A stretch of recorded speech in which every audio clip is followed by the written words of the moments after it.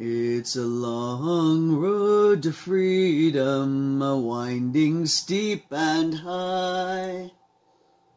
Do you know that song?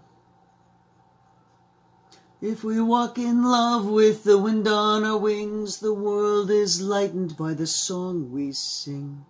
The miles fly by.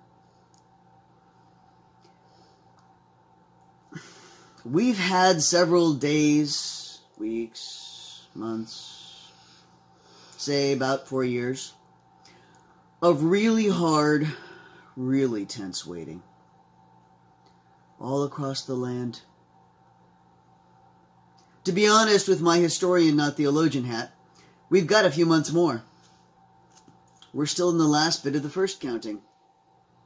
Then there are the states that are really close counts. Georgia, Arizona, Pennsylvania. We will probably have, but what about second counting? So we'll get recounts and court challenges until December 8th when it's in the hands of the electors.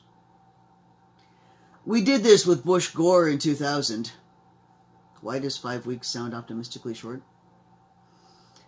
But we were able to make jokes and songs about hanging chads. The environment was in the balance, yes. But there was this aura of professionalism we've since lost. I hope only temporarily. And frankly, the last time we had to have this overt racism conversation was '88 with David Duke. It's been a rude awakening for many, and a sad disappointment for all. Now we have a new electoral evidence that this country is very conflicted about its identity and its ethics. We have people from a number of vulnerable groups exhausted by worries about their future and about extremists' reaction to the tensions as our wait for final election results continues. Too many of those last states have very close counts, and we have an incumbent that never learned to lose well, never learned to say goodbye. We sit in the deep discomfort of knowing these things and wait to find out what's next, what we will be called upon to build, rebuild, resist, renew. We know that we will have to begin anew to build the kingdom of God, though we don't know what we'll have to do to accomplish that. Not yet. For now, we wait. After Saturday, we wait with hope. But isn't that the only thing that makes it waiting, not enduring?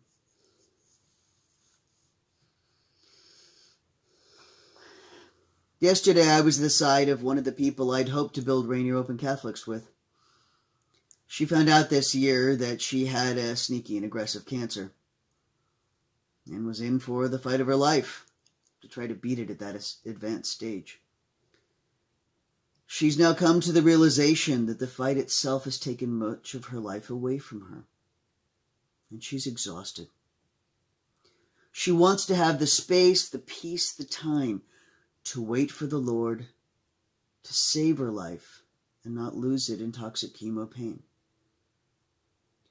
I hope she wasn't afraid of my response to her choice. Her sisters are struggling with it from their version of Catholicism, not mine. We talked a lot, me saying what I tend to say in those times, her saying what I tend to hear.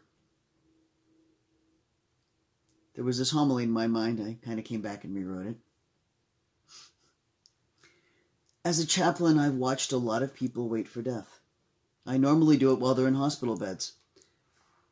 But I see people find so much peace in granting themselves permission to wait, not endure, not fight, to let their reclaimed lives be and rest. And that can last for months or more because they begin living again. It's all about how we wait sometimes. If all we can do is put one foot in front of the other, too dragged down to even look past the next step, we're not truly waiting. Trust me, I've seen that too. That's enduring and plodding and surviving. Like Rachel's been doing, frankly. It's easy to lose the living part. And I'm so glad she's reclaimed it. Waiting is waiting for, waiting on, waiting in. It's having hope. But having that hope can be hard. Waiting is hard. And waiting is exhausting. Waiting through the long night watches is worse. So what do these readings tell us is truly worth that wait? The Book of Wisdom is attributed to Solomon because he's the obvious one. It says wisdom is worth the wait. It says you won't be disappointed if you watch for her at dawn. But it also says she's not only waiting for you at your gates. She'll come looking for you. She'll appear in your path. Some translations imply that you were watching all night. Some that you rolled out of bed and just had the initiative to go look outside your gate. And there she was. Regardless of what you were doing, remember, wisdom is looking for you and will literally come find you as soon as you look for her. Psalm 63 says God is worth the wait. It says the psalmist's soul is desperately thirsty for the living God. Have you ever been desperately thirsty? Your mouth and your throat too dry to talk? Have you ever grabbed that water eagerly, pouring it over yourself, just trying to get some in your mouth? Ever felt that relieved, bubbling talk and laughter come as soon as your mouth and throat are wet enough to talk? That water fresh on your lips? That living water literally gives the psalmist the ability to praise. That beautiful water wets his lips to speak. And the next thing it tells us is that God's worth the time spent meditating on throughout the night watches. What's the connection? Meditate on what? On God, our living water, helping us live again, refreshing our souls. That's my prayer for Rachel in this time.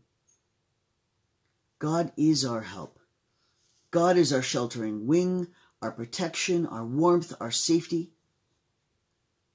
If you meditate on that, of course you shout for joy. Then 1 Thessalonians says Jesus is worth the wait. It talks about the wait for resurrection. It says that those who have fallen asleep and waited for him in death are those who'll raise first. Then we will join them and all be with Jesus unceasingly at last. In fact, consider our theology that says it's on us to build the kingdom of God here. Doesn't that mean that it's Jesus waiting for us? Eagerly waiting on us? In hope? Matthew 25 is a parable about being prepared to wait a long time for hours. It's not your standard lamp in Jesus' day held about enough oil for 4 or 5 hours. Surely long enough to get to the evening party. But this story required bringing spare oil to burn all through the night.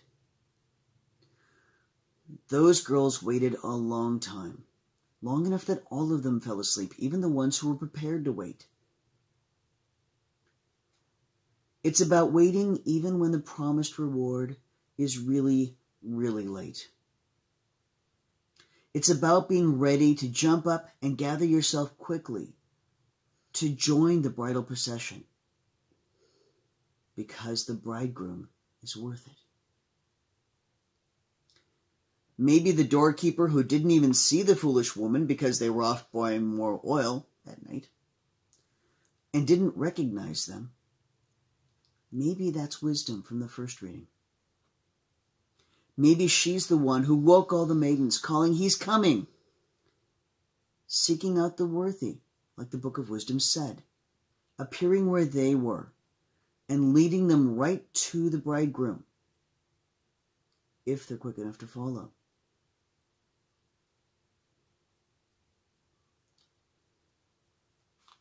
We've gotten a lot of experience in waiting. What gives your waiting hope?